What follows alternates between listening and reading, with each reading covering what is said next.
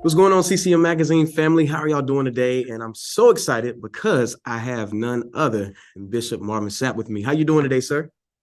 And I'm doing very, very well. How about yourself? I'm doing great, doing great. It's personally an honor for me to be talking with you today. I've grown up in church all my life listening to your songs, so I'm definitely Oh, glad to be here. Yeah. well, it's my honor. Thank you so very much for giving me this opportunity. Yeah, well, no problem. I'm going to start with this question because anytime I get to talk to somebody that's been in the industry as long as you have, first of all, of course, you got your start with the group Commission. What was that like working with other gospel greats like Fred Hammond and making the music that y'all made for, I mean, years? I mean, it was awesome. It was awesome simply because I started my career in Commission, but Commission was a group that I grew up listening to as well. A whole lot of Mm, people know the first concert the Commission had ever done outside of the city of Detroit was in a city called Grand Rapids, Michigan, where I was born and raised. And I actually opened for them. I was like 15 years old, and wow. I opened for Commission. And amazingly enough, some 23 years later, not 23 years, but when I turned 23, 22, 23, who would have ever thought that that same 15-year-old boy who opened up for this group for the first time they did a concert would, finally have the opportunity of being a member of that same group. So, man, it was great being a groupie in the group, and being able to spend time with my idols and to be able to share music and to learn and to grow from them. It was just an amazing time all the way around. Wow. Well, I'm glad you got to enjoy that experience in life. I think so many times we see y'all as an artist and forget sometimes y'all are just as excited to be doing this stuff as we are to watch Oh y'all do man, absolutely, absolutely. I mean, like, I'd be on stage excited because even though I knew the songs and I knew what we was going to sing, I began to reflect and stuff on moments when I heard songs like "Ordinary Just Won't Do," or running to the store to get the new Commission album on the winning side, or all of these different things. And I can remember going to stores and getting these things, and then having the opportunity to be able to stand on the same stage with these guys for years, and then being able to have that be my springboard to even bigger and better things. It's just amazing, man. That's awesome. So ultimately, you did make a decision to start your own solo career. So, what kind of was the driving force behind that when you made the decision? Because I can only imagine you've built a brotherhood with these guys, you built a relationship, and what was the decision to make you step on your own? Life was just too busy. I mean, like, the reality is that at that point in time, even though I was still in the group, I had signed a solo deal with Word Epic. My family was growing. My son was just born. Um, my wife was pregnant with my daughter. Mm, Uh, my preaching ministry, I was traveling all over the world preaching as well as singing. So it was, I was hoping that when I made the transition to be a solo artist, that my career would kind of slow down. mm, That was actually my goal, because I was like, I'm gone 22, 25 days a month. I got a young family. I'm a right. father, and then also I have aspirations of my own that I want to do. And what ended up happening is that it just got so crazy. I sought the Lord and really asked him, what could I give up? Well, Mm, I knew I could, my family, because that was my first ministry. I knew I couldn't give up my solo career because I had signed a contract with mm, Sony, and preaching was my passion. So right. with all of those things, uh, the fourth thing was Commission, Mm, and it was hard. It took me a whole year to decide to transition and shift, and I didn't make any big announcement. I just told the fellas, I think I may have told them around Easter that at the end of this year I'll be done. I won't make any announcements. I'm just going to go away, and mm, guys can move on, and that's what happened. mm. So you did it on Easter like Jesus and said it's finished, right? You was like it's done. That was good. It is finished. So Yeah. just around the time I made the decision to shift, you know. Okay, well, cool. So you talked about balancing your time. You know, you are a father, a bishop, and an artist. And you know, how are you balancing your time now? I know it was difficult then. Have you kind of got your rhythm, or you know, what's that like for you now? Well, you know, now it's different because, of course, I'm older, Mm, and mm, um, it's not even about balance. It was about priorities, and I think mm, that that's one of the things I try to tell, you know, young artists, young entrepreneurs, young pastors. I tell them the same thing all the time, and that is that, you know, it's not about balancing because, you know, anytime you try to balance something, you can fall off balance. mm, It's not about juggling because anytime you try to juggle something, you can drop it. But it is about making sure that you prioritize what's most important. And for me, you know, my most important aspects of my life is first and foremost, you know, I am a child of the King. And then after that, I am a father. And then after that, I'm a pastor. Then mm, after that, I'm an artist. Then after that, I'm an entrepreneur. And I've always kept things in that order of mm, prioritizing what's most important because my focus has always been there's no way possible that mm, I'm going to be traveling this world singing and preaching about the saving, keeping, and cleaning up power of Jesus Christ and lose my family. mm, So, you know, being that popular guy, but then having a family that's running ripshaw and that has really no biblical or foundation as it pertains to their relationship with the Lord and Savior Jesus Christ. To me, that would make me be a failure at what my primary assignment was, and mm, that is to be a good father in my home. So I've always made sure that I prioritize those things. You know, being a widower, my wife passed away 12 years ago. Now my children are grown. right, Um, so they're 28, 25, and 23. right. So, it's a different paradigm now as a parent, which allows me to be able to, you know, focus on some of the other things, or really shift and or reprioritize Mm, what's most important. It's still God first. It's still my family. It's still my church. It's still my music ministry, and then it's also still my entrepreneurial efforts. But I can also put more emphasis as well as energy into mm. those areas because I don't have to put as much emphasis and energy into my children anymore. Well, that makes sense. That makes a lot of sense. And you did bring up the fact that you are a widower, and you know, I want first of all thank you for your transparency with that conversation. I feel like you've always been very open with the grieving process and what you went through and your family. So thank you for that. But you even got more recently transparent with the biopic that came out in August. So that was great, and congratulations on that. To say you now have a biopic out, I know that's an exciting thing for you. So what was it like kind of watching certain elements of your life play out on screen? Well, you know, I'm gonna try to condense the story, but the Okay. reality is that it took them 2 years for me to even commit to doing it. Wow. The reason being is because, you know, I have a real problem. That's the best way to say it. But I have a real problem with how, you know, preachers of the gospel have been depicted over the Mm, last years on television. And because of my issues with that, there's a whole lot of opportunities as it pertains to reality shows and docuseries that I have turned down left and right. mm, And when I was approached about doing the biopic, initially, honestly, for 2 years, it took them 2 years to convince me to do it. And again, the reason being is because I just don't like how we have been betrayed. I Because understand. reality is that, and I want to make sure I say this right, everybody's not living a life that is filled with debauchery, foolishness, Hmm.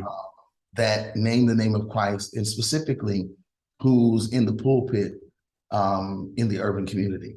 Mm, So, you know, I wanted to make sure that if I was going to be displayed, if I was going to be presented, I wanted to make sure that I was going to be presented in a positive light.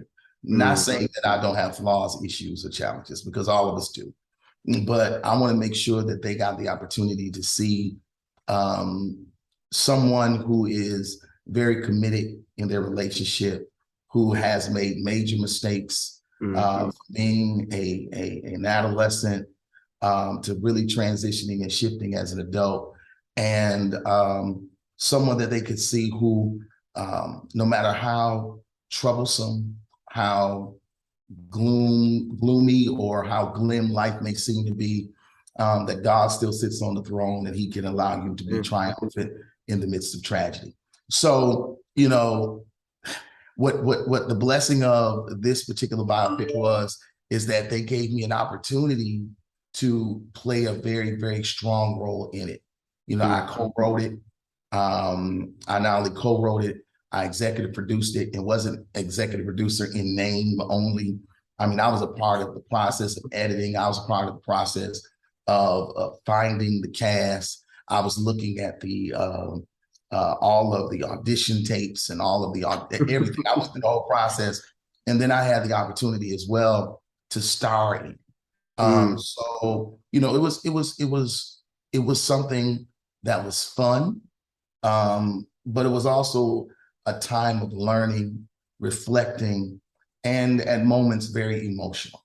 At moments very emotional because I had to tap into and really revisit, for the sake of a better word, you know, some things that I had literally compartmentalized. So, you know, it was good. From what I understand, it was one of, if not the highest rated biopic on the TV network ever. And, you know, I'm just really, really appreciative that, you know, people enjoyed it, they watched it, and they were blessed by it. And now I got bit by the bug. So okay. now I'm kind of feeling like, you know, this is something that I may want to do again. Yeah. In shape, form, or fashion. Yeah. Well, the next time y'all sending out auditions, make sure you send us a little press release so we know to kind of send some folks your way. We'll do. Yeah. But I do want to appreciate you once again. I didn't even realize that you wanted to make sure that the movie reflected the standard that you had kept for your life. And I think that's admirable, because the Bible teaches us, you know, to not let our good be evilly spoken of. And I think a lot of times when it comes to movies, they do like to focus on the drama. It's for entertainment, but I'm glad that you wanted to show a true story, but still was representative of who you are now as well. Right. And especially, you know, in the urban community, in the urban community, you know, those who are in position of power and authority, who really, really finance and fund all of the things that we actually watch.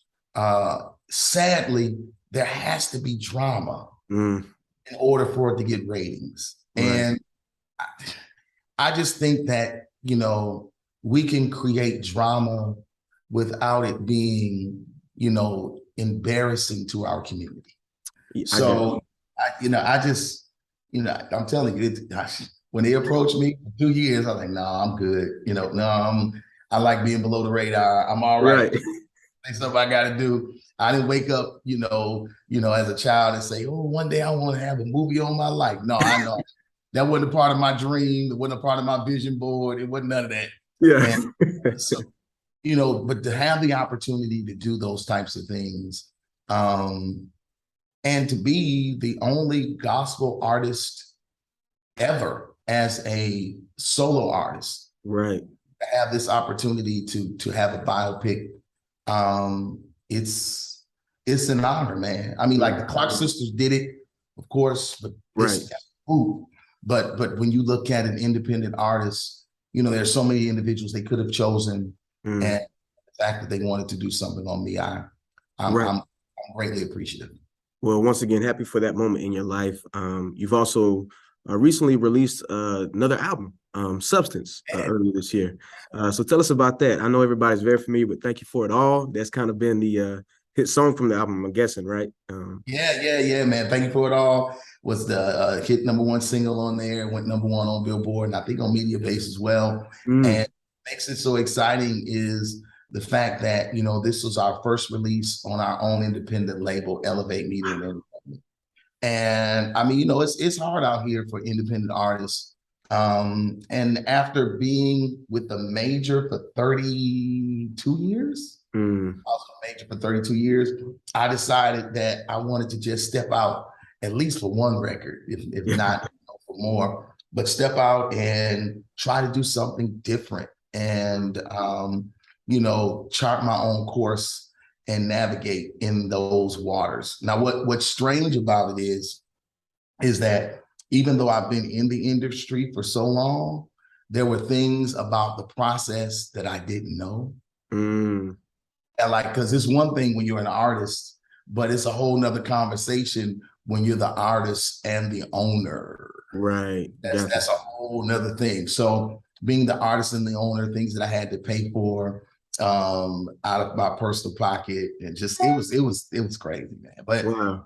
it turned out well because the record came out #1 as a #1 record, and people can still get it. I mean, it'll be a great, great blessing to them. Of course, I went back to the well and worked with a lot of the people that I've worked with for years, the Aaron Lindsay, my producer. And but then also we tried something different. I wanted to lend a voice to a lot of young writers. So I actually had like a writers retreat here, like where I'm at now. Where I live now in Dallas, Texas. I built like a 2,400 square foot barn on my property. And it houses my recording studio, and like right now I'm in my podcast studio. So It's a nice setup. I was going to talk to you about that. This is a nice setup, first of all. thank you. So I got a podcast studio and recording studio, and just trying to do some things.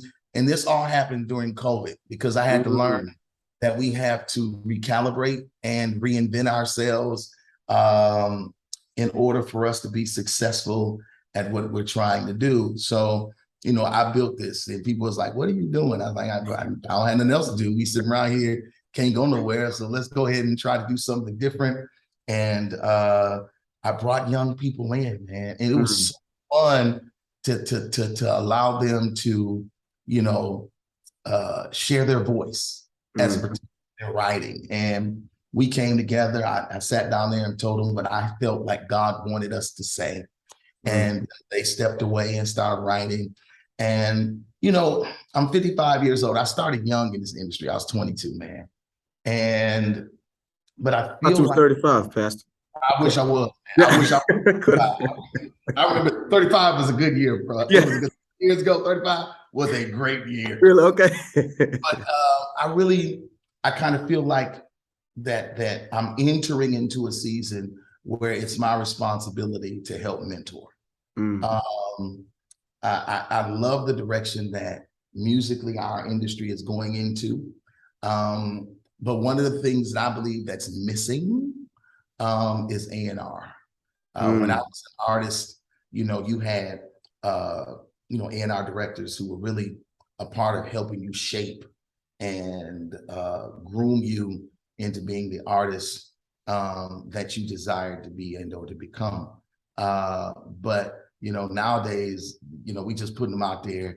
Right. And so now I'm kind of sensing, and I might even do it in the I'm planning on doing it in the year of 2023, bringing in or giving an opportunity to around 50 young pastors and or artists and or musicians, and just them in for like a 2-day intensive, and bringing in some of the key people that helped me to be the artist, entrepreneur, pastor that I am today, and just have a time of seeding, pouring into, and giving them an opportunity to ask the multiplicity of questions that can help them forge a better future.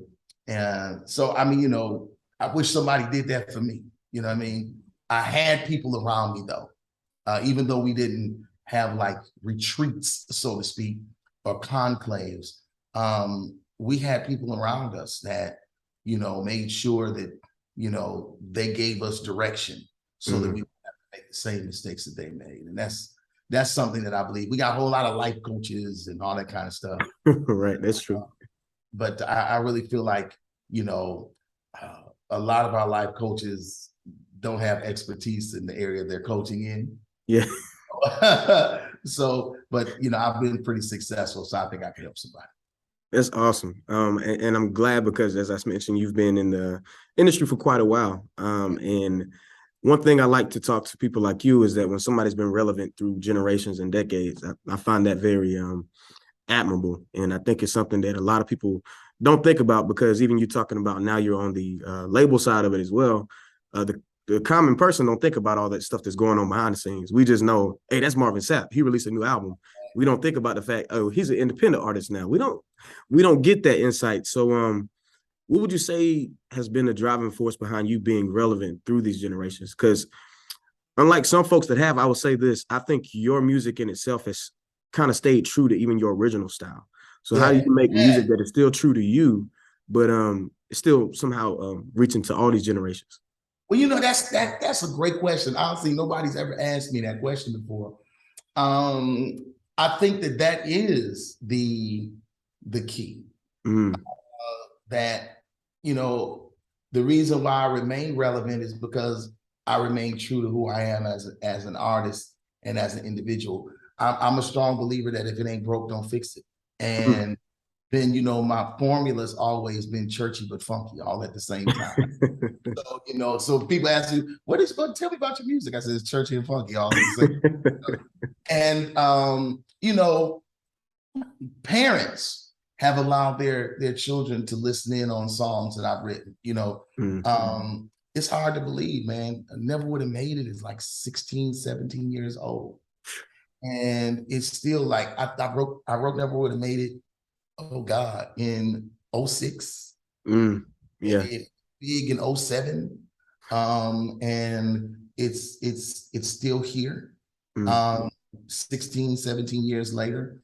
I tell people all the time, this is a funny joke, that Never Would Have Made It is one of the hottest songs in the club today.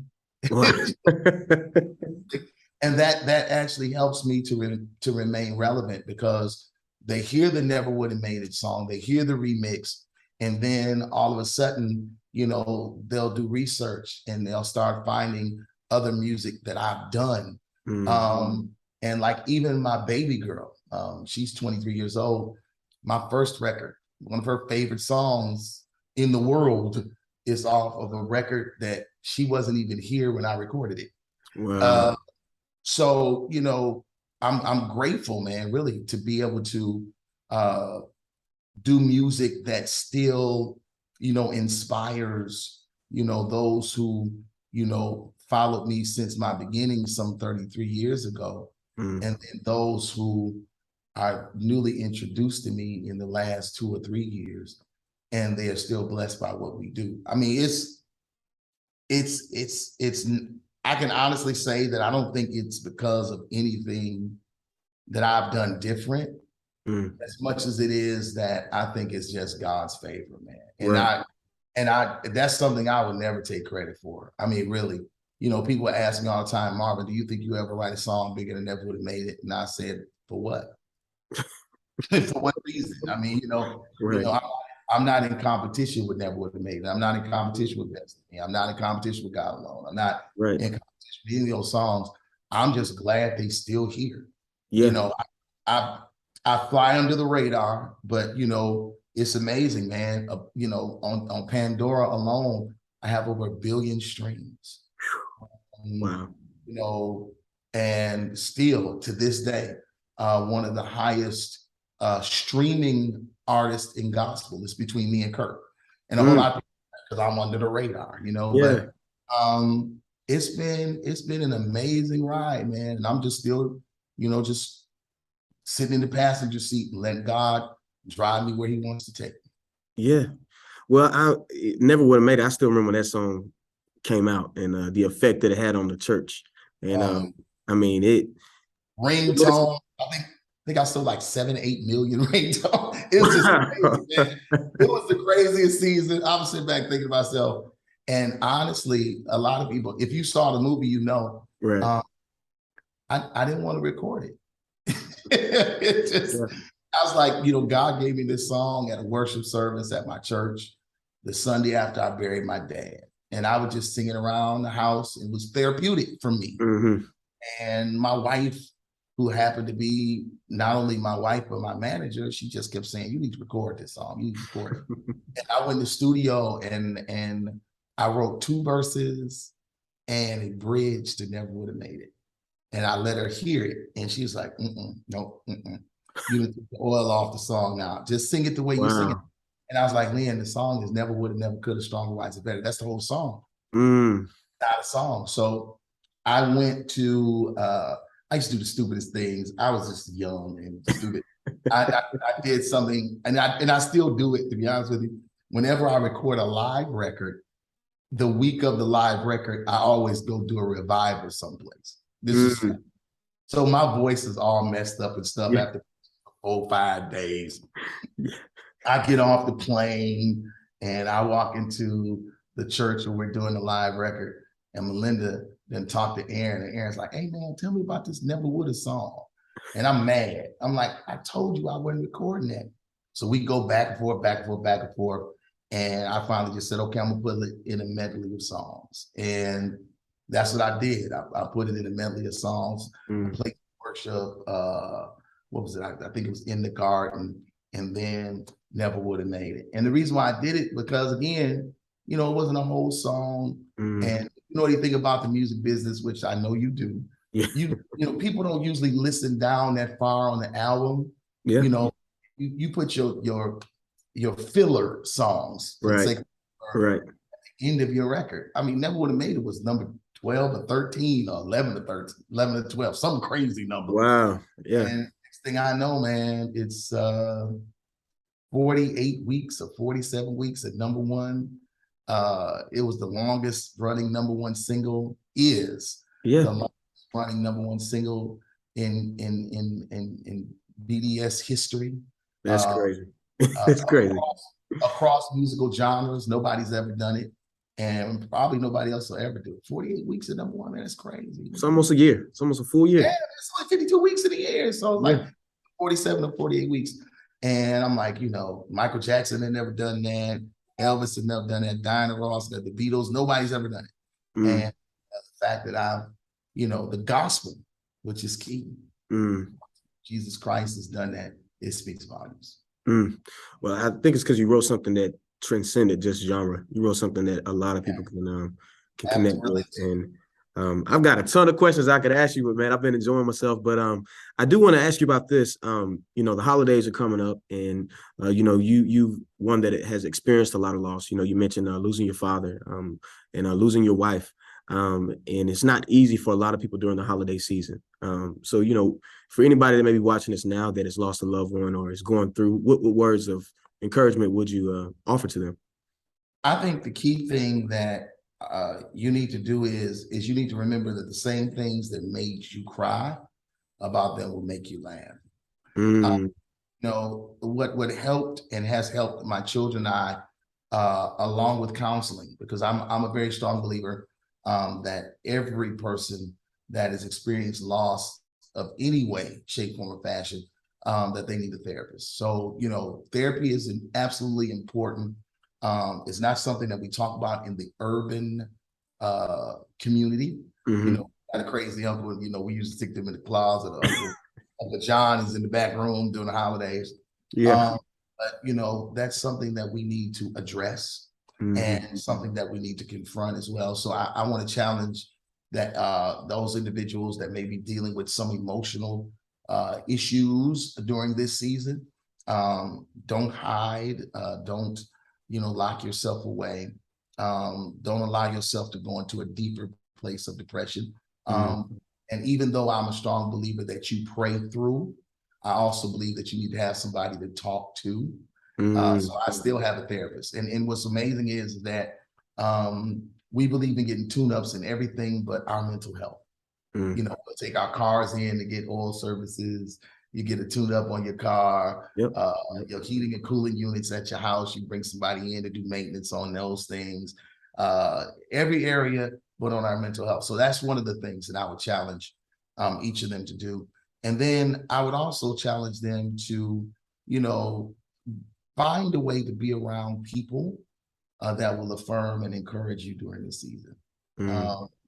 You know, a lot of times we just want to sit back and have a pity party. But we have to do like David did. David was in a crazy space in his life at one point. He was in a cave and he had 400, I believe, depressed and broken men around him. And, he's running from Saul, who was out to destroy his very life. But even in that cave situation, David made a decision to encourage himself. He made the decision to pull himself together and to gather himself together and to speak life into his own life. And that's what I believe that we need to do in this season. And I know sometimes it sounds cliche, it sounds hard, but the reality is that you have to will yourself to do so. When my wife passed, the Bible talks about, not the Bible, but people always talk about how babes will lead you. And when my wife passed away, the next day after she went home to be with the Lord, I had been up practically all night long crying and, just really broken and questioning and asking God the whys and all of this stuff.